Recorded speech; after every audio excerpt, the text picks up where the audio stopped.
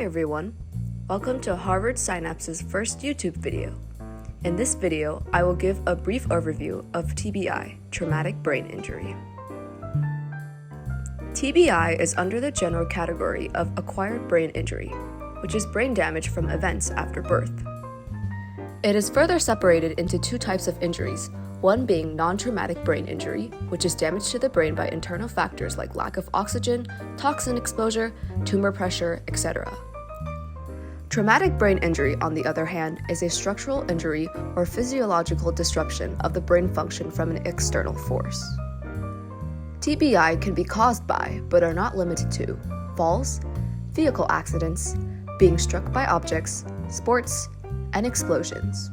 Once again, TBI can be broken down into two types of injuries, one being penetrating TBI, when an object pierces the skull and damages part of the brain tissue, and the other being non-penetrating TBI, which is caused by external forces such as falls that moves the brain within the skull. In TBI, there are primary and secondary effects that are associated with the injury. Primary effects usually refer to the injury from the initial impact of the brain. Some examples include tearing of the nerve cells, which results in breakdown of communication, hematomas, which is bleeding in the brain from ruptured blood vessels, concussion, which can cause loss of consciousness, or skull fractures. Secondary effects usually happen days or weeks after the trauma due to secondary injuries. This can include hemorrhagic progression of a contusion, which is another way of describing a ruptured blood vessel from the impact that continues to bleed and expand. Increased intracranial pressure can result from brain swelling, and other effects include infections and low oxygen. These effects can exhibit the following symptoms: headaches, memory problems, difficulty sleeping, mood changes, loss of coordination, loss of consciousness, and seizures. According to the NIH, the size, severity, and location of the brain injury affects how TBI is treated. While brain injury occurs from the moment of head impact, a lot of the damage resulting from the impact comes days or weeks after the trauma due to secondary injuries. How is TBI diagnosed?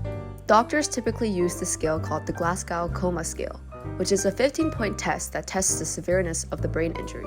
Shown here is an example of the scale, and doctors usually look for the person's ability to follow directions, coordination, and speech. The lower the total points, the more severe the brain injury is.